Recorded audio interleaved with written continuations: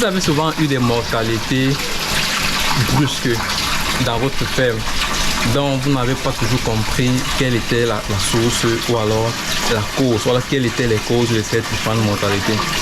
Certaines personnes m'ont contacté en disant: Stéphane, voilà, je produis les alevins en écloserie, durant le premier mois tout est bien, c'est top, mais lorsque je les sors et que je les installe dans les bacs à l'extérieur, je rencontre beaucoup de mortalité. D'autres personnes m'ont dit: Stéphane, voilà, hier matin j'ai renouvelé l'eau de mes sujets. Et ce qui s'est passé, c'est que au bout de 30 à 1 heure de temps après, les sujets ont commencé à mourir. J'ai vu les autres devenir faibles, les autres ont blanchi, etc. J'aimerais savoir qu'est-ce qui s'est passé. Donc dans cette vidéo, je vais vous donner une petite astuce. Donc je vous donnerai un petit secret que vous pouvez appliquer chez vous pour éviter ces mortalités qui arrivent de façon brusque et dont vous ne comprenez pas toujours la cause.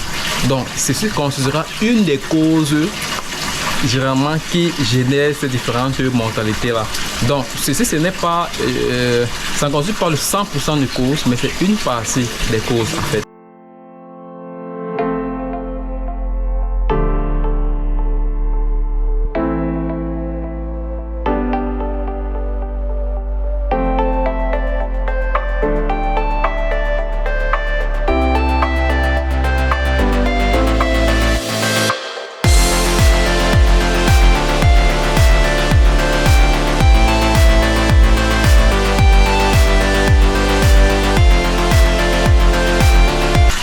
Vous savez, l'eau généralement vient avec des paramètres. L'eau vient avec des paramètres. Et lorsque celui qui tire son eau du puits pour envoyer au sujet et celui qui fait venir son eau du château pour donner au sujet, les deux personnes se retrouvent dans deux systèmes différents. Pourquoi? Parce que l'eau qui provient du puits directement revient avec certains paramètres. On a certains gaz qui se retrouvent même encore dans l'eau. Celui qui stocke son eau avant de l'utiliser donne l'opportunité à certains gaz qui se trouvent dans l'eau de s'évaporer. C'est la raison pour laquelle au Cameroun, on vous dira par exemple que c'est possible de produire du poisson avec l'eau de la Kamwata, mais vous devriez au préalable faire stocker cette eau avant de l'utiliser. Stocker l'eau justement, c'est pour permettre à ce que certains paramètres de l'eau puissent se stabiliser, certains paramètres dans l'estage du pH, que le pH puisse se stabiliser, mais que certains gaz de l'ammoniac puissent s'évaporer. Donc, généralement, lorsqu'il est question pour vous de changer l'eau de vos sujets, surtout en écloserie, lorsqu'il est question pour vous d'envoyer l'eau dans le circuit fermé de l'écloserie, veillez toujours à prendre le paramètre du pH. Lorsqu'on en parle, on a l'air de rien. Plusieurs personnes vont négliger. Certaines personnes regardent juste à savoir quel est le taux de saturation de mon eau. C'est-à-dire, est-ce que quand je regarde l'eau, elle est claire? Est-ce qu'elle a l'air potable? Mais très peu à savoir quel est le pH de l'eau. Beaucoup de personnes tirent juste l'eau du puits pour envoyer en écloserie. D'autres personnes stockent même l'eau, mais ne le stockent pas suffisamment, juste parce que le pH puisse se stabiliser. On note ici que pour la production d'alevin, le pH bon, c'est celui compris à environ 6,5. Donc, généralement, lorsqu'il est question pour vous d'envoyer l'eau, de changer l'eau de vos sujets ou alors d'envoyer l'eau en écloserie, veuillez prendre d'abord le pH de votre eau avant de l'envoyer. Donc, dans cette vidéo, je vais faire une petite démonstration pour que l'on puisse voir la différence palpable entre une eau qui provient directement du puits et une eau qui a d'abord été stockée. Là, nous sommes en train d'envoyer l'eau au niveau des sujets et cette eau provient directement du puits. Donc ce que je vais faire, c'est que je vais échantillonner cette eau là et je vais ajouter un réactif qui va me permettre, en fonction de la coloration obtenue par l'eau, de savoir quel est le pH de mon eau. Donc lorsqu'on met un peu d'eau dans le truc et qu'on y ajoute une goutte de ce produit, l'eau va prendre une coloration. En fonction de ce tableau d'indication, on saura à quel niveau on se trouve en ce qui concerne le pH.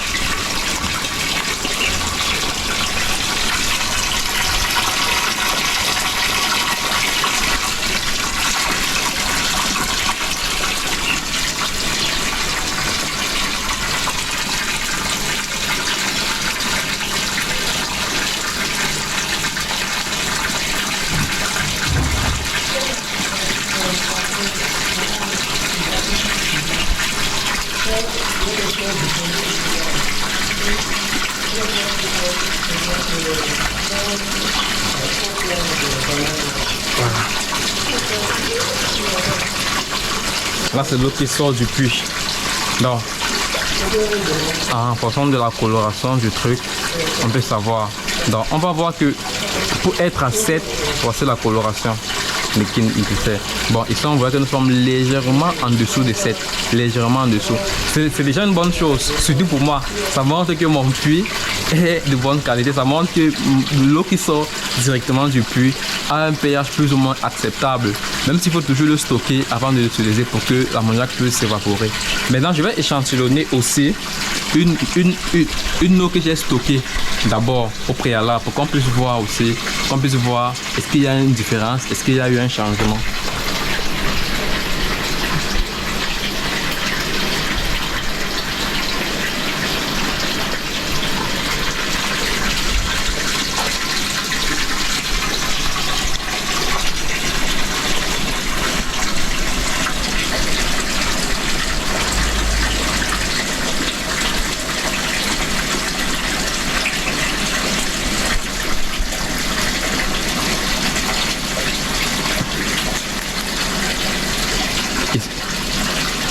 On peut voir une différence de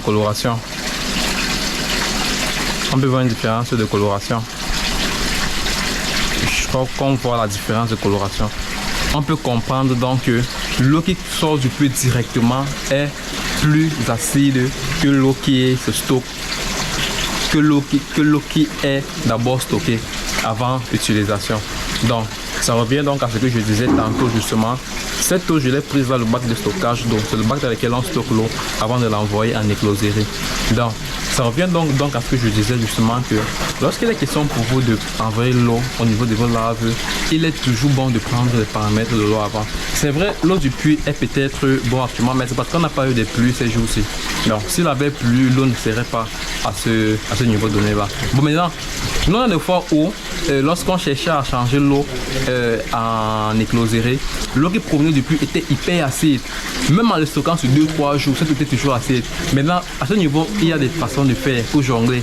Comment faire pour envoyer l'eau quand elle est acide au niveau des laves. Je crois que cela fera aussi l'objet d'une autre vidéo qui arrivera très bientôt. Je te dis merci et à très bientôt pour une nouvelle vidéo.